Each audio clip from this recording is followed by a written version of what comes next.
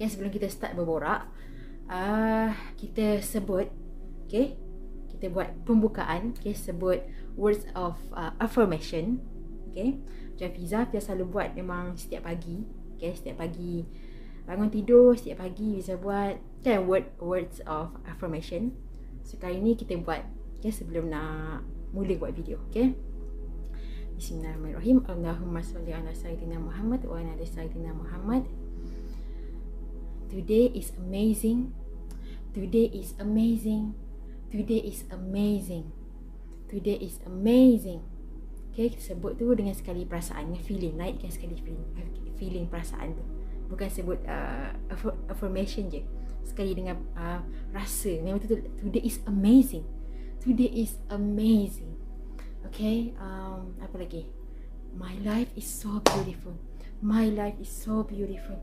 My life is so beautiful. My life is so beautiful. Yes, it's beautiful. It's true. Bukan perkataan je, tapi betul-betul like, feel it and nampak kehidupan is so beautiful. And apa lagi? Everything is perfect. Everything is perfect. Everything is perfect. Everything is perfect. Everything is perfect. Everything is perfect. Sekali dengan perasaan, naikkan sekali. Emotion, perasaan, naikkan sekali. Everything is perfect. Everything is perfect. I know, bisa tahu tak semua benda perfect. Tapi contoh kalau contohnya ada 10, 9 ni masalah, 9 masalah, 1 ni kebaikan ataupun benda baik, benda yang bagus, bukan masalah.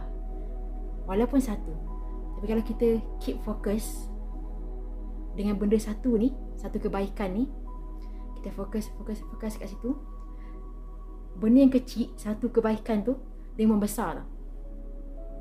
Sebab apa? Sebab yang betul, apa kita fokus, grow. Benda ni bukan quotes je. Bukan kata-kata manis, kata-kata inspirasi. Bukan tu je, betul-betul terjadi. Cuba buat hari ni. Cuba buat sendiri.